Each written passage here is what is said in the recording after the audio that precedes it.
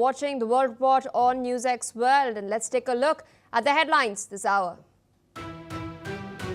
U.S. Secretary of State Marco Rubio has hailed the tremendous progress made in talks with his Ukrainian counterparts in Geneva as the U.S. and Ukraine has put forward an updated proposal for peace between Russia and Ukraine. At least 6 people have been killed in what is being described as a suicide bombing in Pakistan's Peshawar.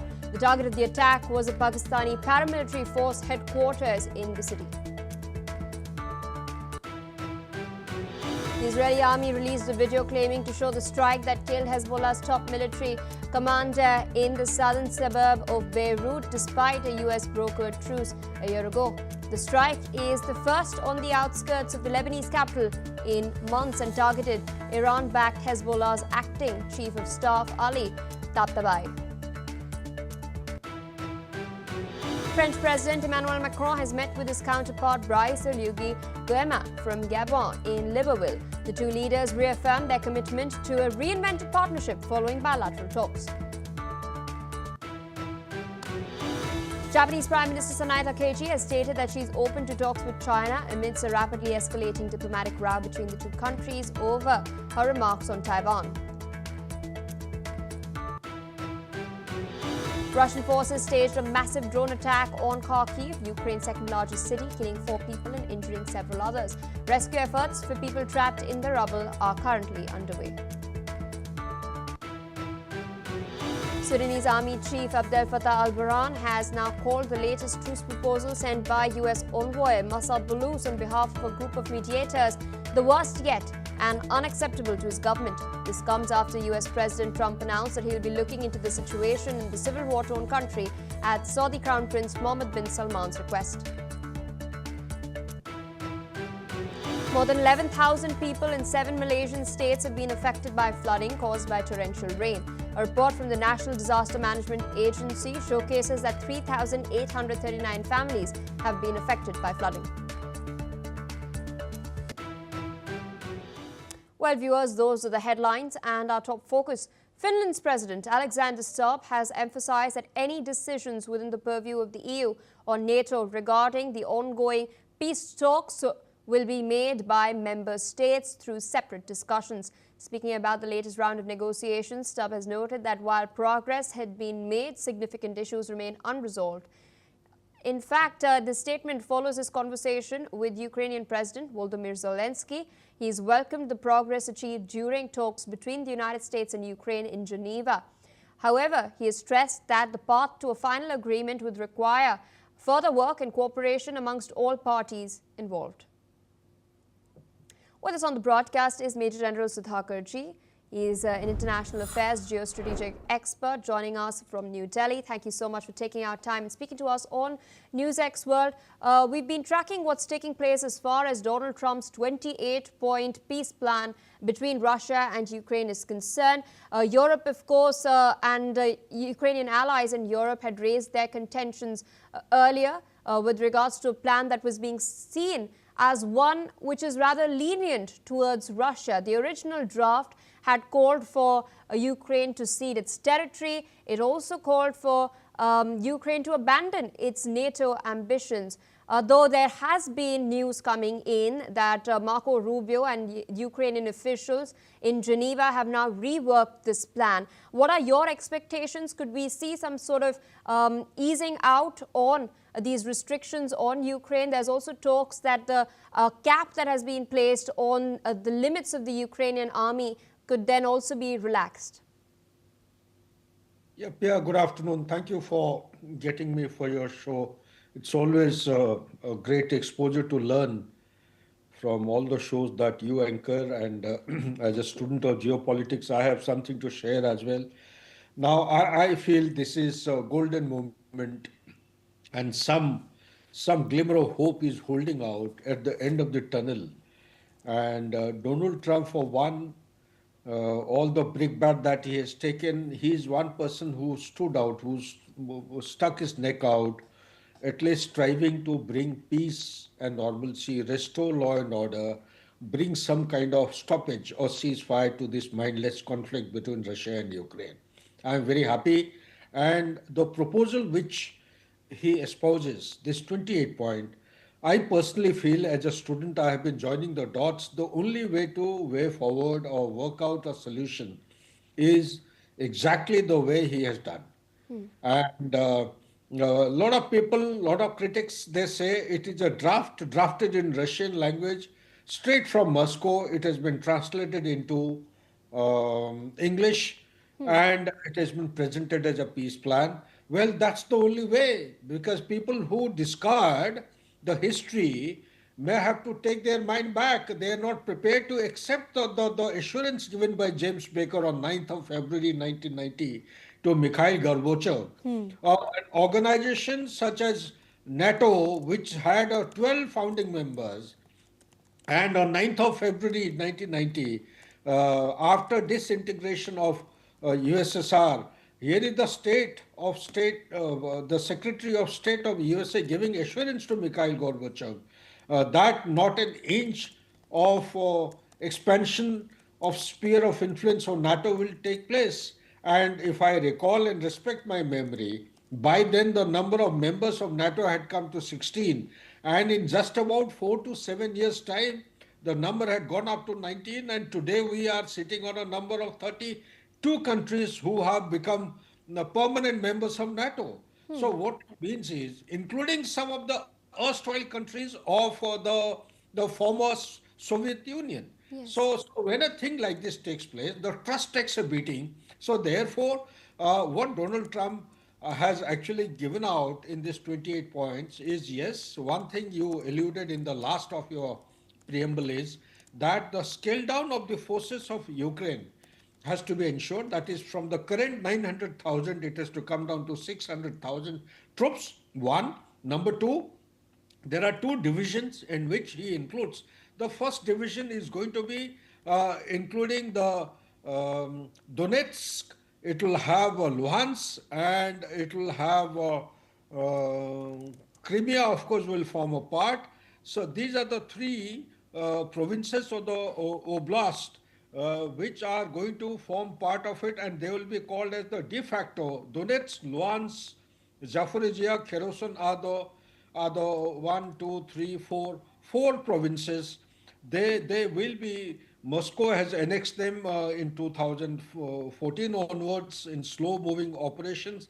Yes. Crimea, Luhansk, and Donetsk will be recognized as de facto Russian, and Kherson and Zaporizhia will be frozen, which means Russia will keep the territories of these two oblasts that it has captured. Russia will relinquish the territories it has seized, other than the five oblasts in Kharkiv and Dnipropetrovsk.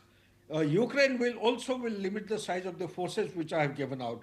Plus, it will also abandon its aspiration to become a NATO member. And also, Ukraine is going to be assured of a reliable security guarantee. That is what is important.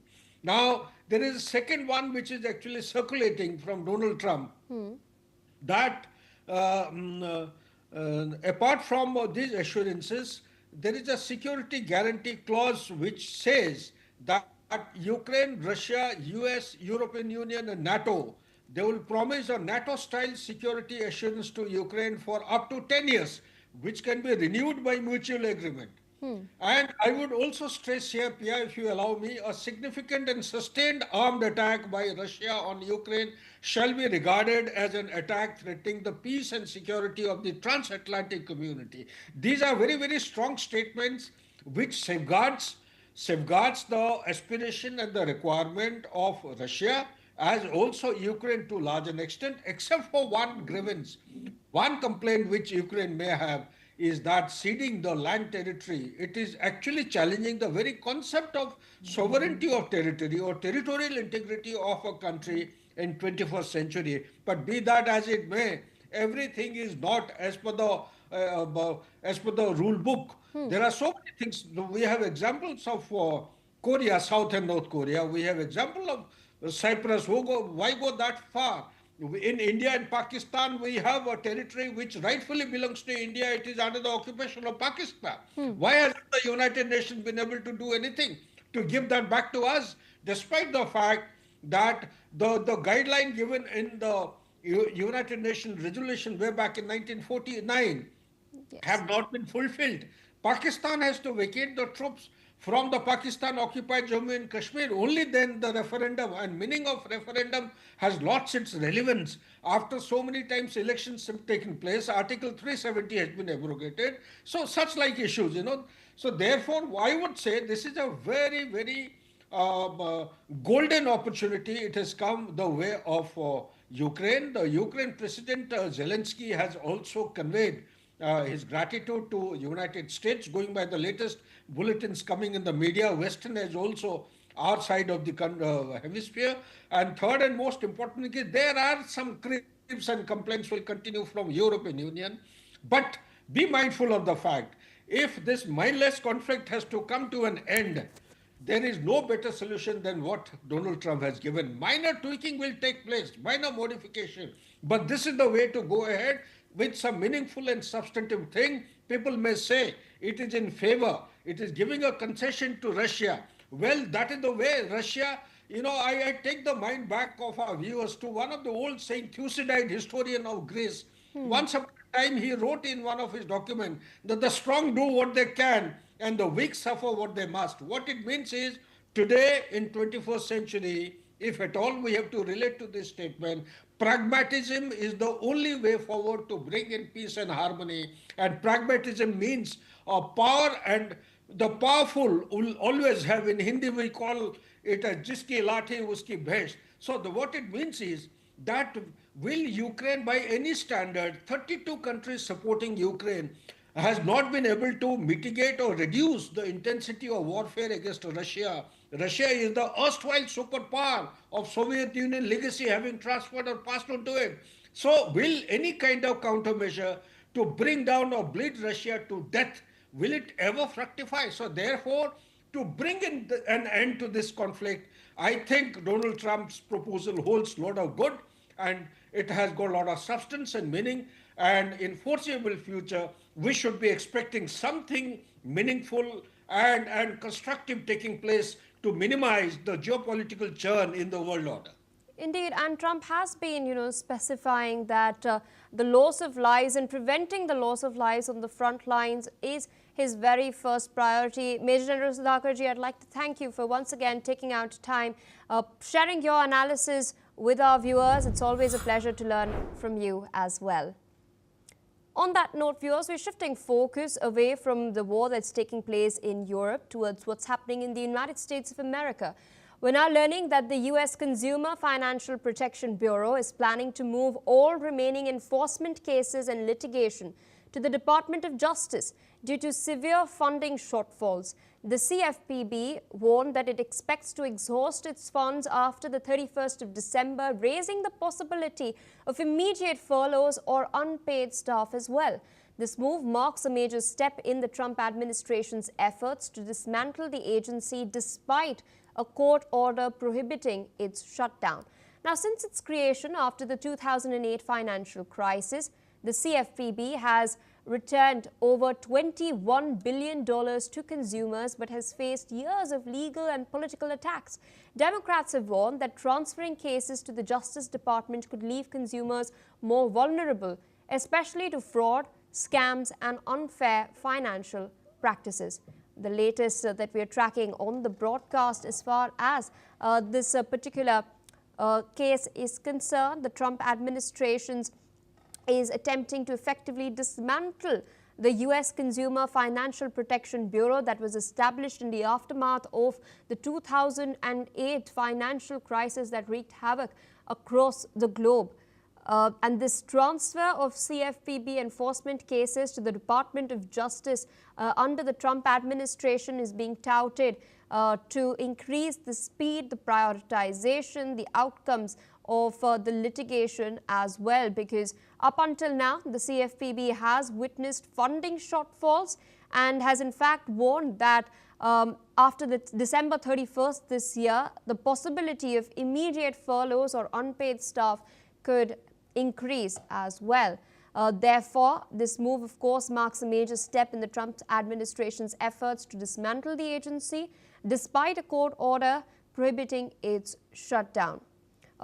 This particular agency has faced years of legal and political attacks But it has, despite all of that, managed to return over $21 billion to consumers. Democrats, meanwhile, are warning that transferring cases to the Justice Department could leave consumers more vulnerable to fraud and scams and being taken advantage of. But this is, of course, the latest that is coming in. An appeals court earlier, back in August, had in fact cleared the way for the restructuring at CFPB. It was a 2-1 decision in which Trump appointees had ruled that the sweeping drive to close the agency could not be reviewed by the courts. It was prohibited, but it did clear the way for the Trump administration to largely dismantle the work. It had lifted a lower court's injunction that had preserved the agency's structure. It, of course, barred mass layoffs for months as well. But, of course, now the Trump administration is ordering the Consumer Protection Agency to stop work, closing the building as well. Remember, this entire agency, the CFPB, was effectively created to protect consumers after the 2008 financial crisis and subprime mortgage lending scandal. In fact, Russell Watt, the newly installed director, of the Office of Management and Budget, directed the CFPB to stop work on proposed rules, to suspend the effective dates on any rules that were finalized but not yet effective, and to stop investigative work and not begin any new investigations. The agency, as I mentioned earlier, has been a target of several political attacks ever since the Obama administration had pushed to include it in the 2010 financial reform legislation that followed the 2007-8 financial crisis. In fact, officials have also stated that the CFPB's headquarters in Washington, D.C. are likely to be closed down as well. With us on the broadcast is Ms. Alison Mutner, former Associated Press Bureau Chief, joining us from Romania. Thank you so much for taking our time and speaking to us on NewsX World. We're, of course, tracking what the Trump administration is planning to do with the Consumer Financial Protection Bureau. It is planning to remove all remaining cases and transfer it to the Justice Department. The Democrats are arguing that such a move could lead to the dismantling of the organization itself, which would then leave consumers more vulnerable to cases such as fraud and scams and being taken advantage of in financial means as well. I wanted to understand from you, apart from this, what other implications are there? There is a court ruling that does prohibit this from taking place.